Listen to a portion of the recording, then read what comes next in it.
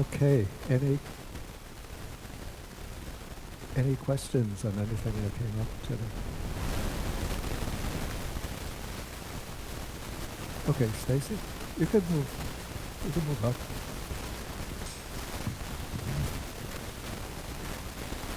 Hello, Bhante. I'm always confused about the difference between effort and energy. They're both virya, right? They're both really different words referring to the same thing. But in Pali, what's translated as right effort is sama vayama.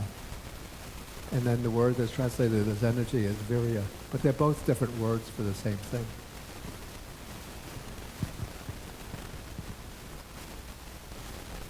In fact, when one looks at the definition of right effort, it says that chandam janeti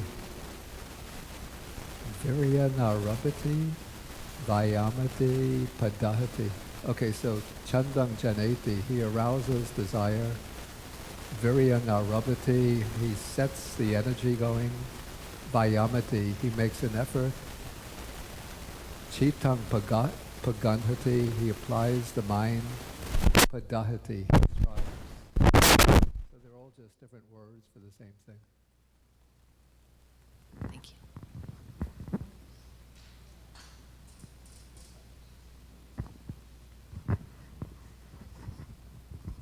Bhante, you mentioned that when you explained the three kinds of people, did you mention the first one, the path to the stream enter? Yeah, the path, I didn't mention the path to stream Why? entry. Because the path to stream entry, there are two types. There is the sadhanusari, the one who goes along by faith, and dhammanusari, the one who goes along by wisdom. So those are the persons on the path to stream entry.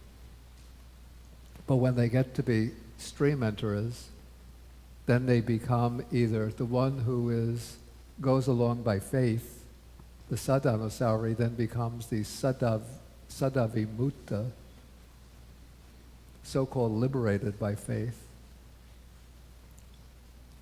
And the dhammanusari becomes Tiki-nipāta, the one who attained to view. Then it seems somehow that the body witness enters at that stage. So it would seem that at the path to stream entry, one is either going along by faith or going along by wisdom. But if one has strong samadhi, then when one gets to be a stream enterer or anything higher, then one becomes liberated in both ways. One becomes a body witness.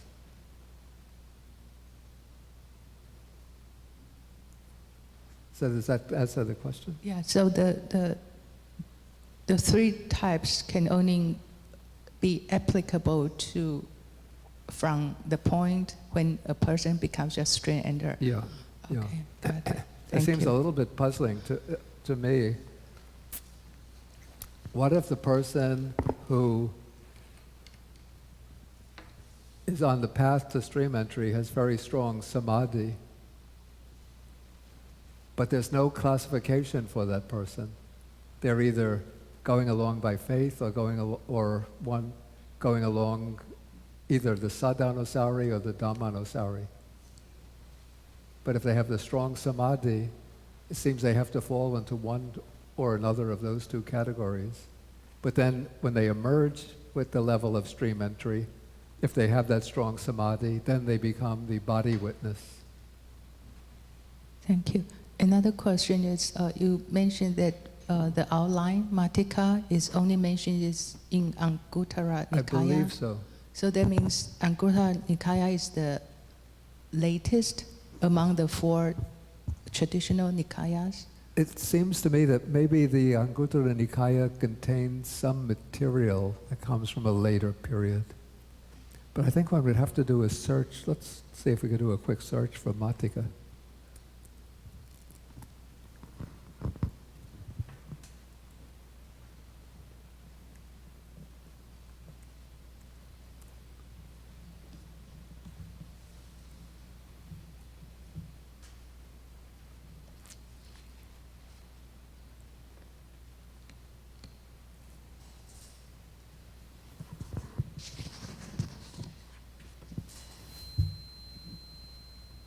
curious about this myself.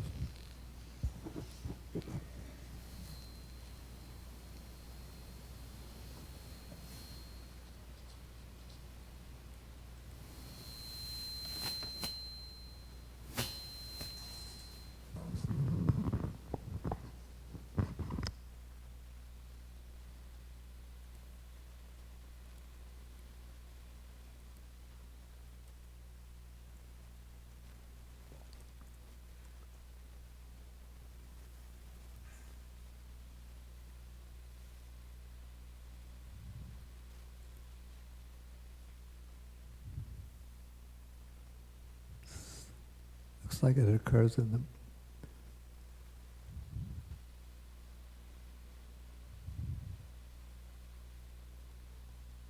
No, that's in a different sense.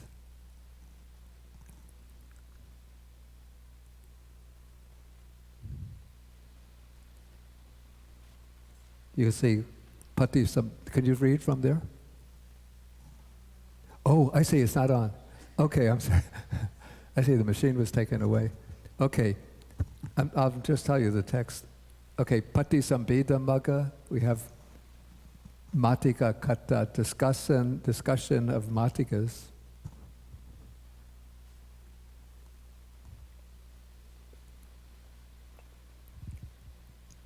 Malinda panha. Okay, matika dara.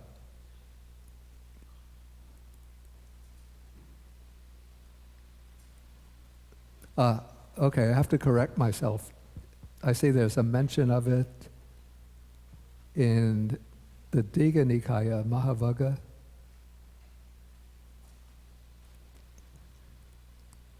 But that's in the Mahaparinibbana Sutta, which again has some probably late additions.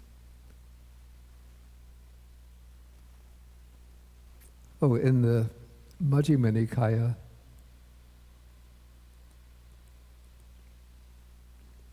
okay, so it's not only in the Anguttara Nikaya. I have to retract that statement.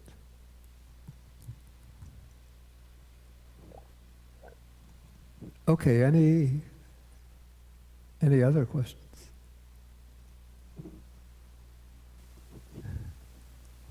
Okay, you still have the mic if you... Yeah, I still have a couple of questions. Yeah. About the samadhi nimitta, but Yeah. they say it's in the suttas, it's different from those mentioned in later Buddhist. Yeah, in works like Visuddhimagga. So can I say that samadhi nimitta in early sutras is just it's equivalent to the 40 so-called object of meditation So, in the Visuddhimagga? Yeah, I would say, that's what I would say. Okay.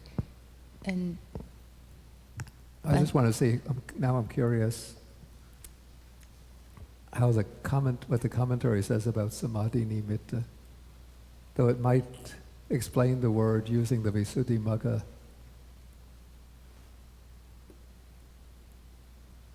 terminology.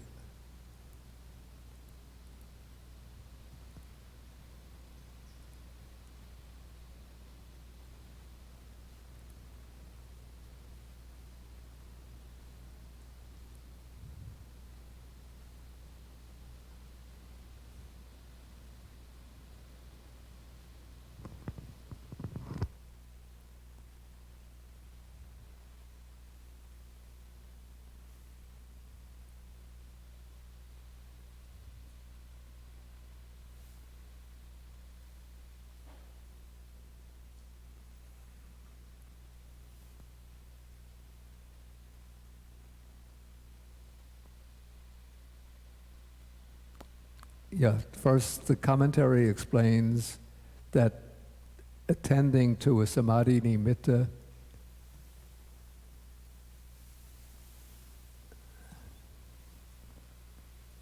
means that one enters a meditative attainment, a samapatti, like the jhanas or a formless meditation. But then it says that even if one doesn't have an attainment, a meditative attainment, but it's proper to say that one devotes oneself to insight practice, or one devotes oneself to some samadhi aramana, some object of concentration.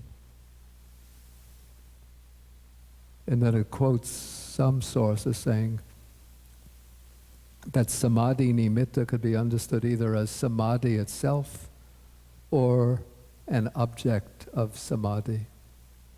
So I would just say one could take it to refer to any kind of object on the basis of which one attains samadhi. Or even an object of vipassana meditation. Thank you.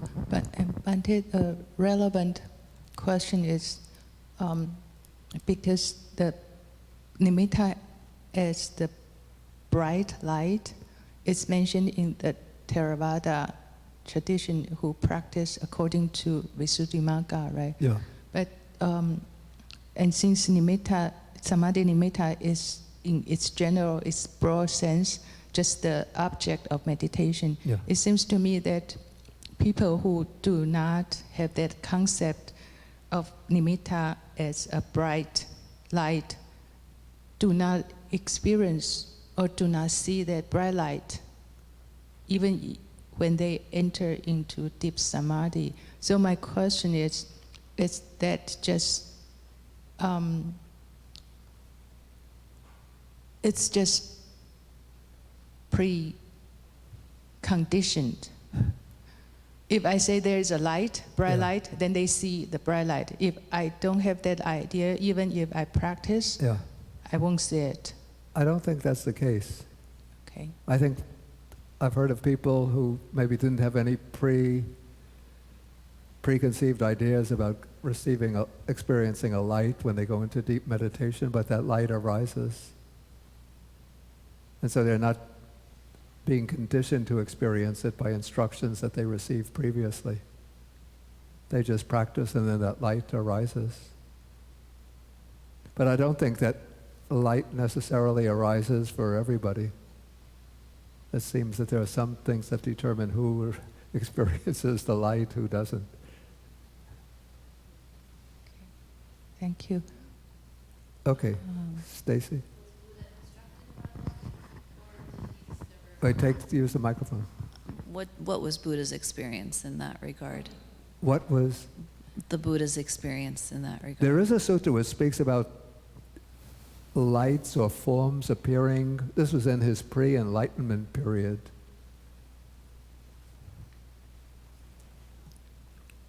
It's some sutta late in the Anguttara Nikaya, maybe the Book of Eights or the Book of Nines.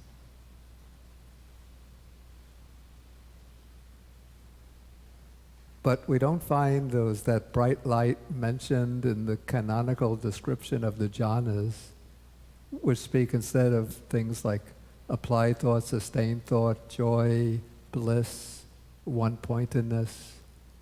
But there's no mention of the bright light nimitta in the canonical formula for the jhanas.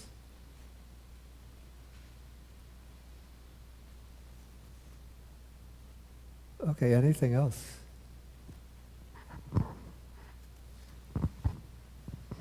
Okay, more questions. About the 6 faculties or 5 sense faculties that's most challenging for monastics. Yeah. I would think it's the body faculty, right? Because I thought for young monks, it's sexual desire, and that sexual desire must come from the body. So anything from, it doesn't have to be the eye faculty. It could be the sound. It could be the ear faculty. I mean, come through that. So that's, from what I heard, that's why they have to practice asubha meditation. So I would think the body faculty would be the most challenging one. One's own body. Yeah, because it's a built-in biological instinct. Urge, yeah. Yeah, even if a young monk meditates in a forest without seeing any Yeah. female, Yeah. like doing this, Like what? doing that hair thing, I think that would still be something challenging. Of course, Yes. it could come Okay. in any way like that. But I'm talking about sort of when one is interacting with the general public. The thing that sort of initially triggers off sensual desire would be the sight or form. For a monk, would be the sight or form of an attractive woman. But of course, the desire is going to come up from the biological conditioning of the body, even when one is living in seclusion. But then I think it will take the form of visual images. So that's just the way it works. Is that the case? What do you think? Yeah, well, the mind is creating fantasies, but it's doing so by creating visual images. Touch. Excuse me? Body, doesn't that mean touch? Yeah, that's the So that tactile wouldn't sense. be, I think a source of desire I don't think that would be as strong as visual. Yeah, I think initially will come the visual stimulation, and then when desire arises, then it leads to a desire for physical contact.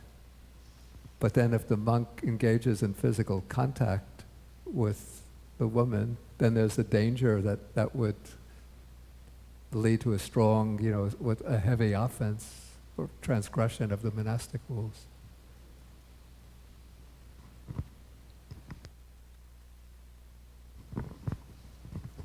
Well, the last question. Okay. But the difference between a crooked and defective will and a good will is just a 10 unwholesome path. A difference between a Crooked, defective will yeah, and a good one. It's just the difference of 10 unwholesome karma. I thought it's 10 feathers. well, the way the Sutta explains it, it says that one should eliminate crookedness of by crookedness of body, speech, and mind.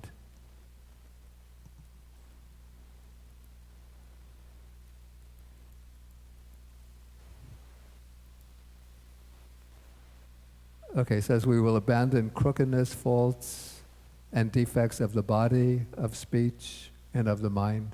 So it's not talking about the fetters here, but just about behavior.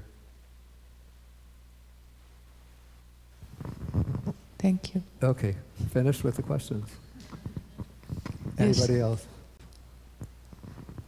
Okay, then we'll end for the day. So we'll end with 3 half bows.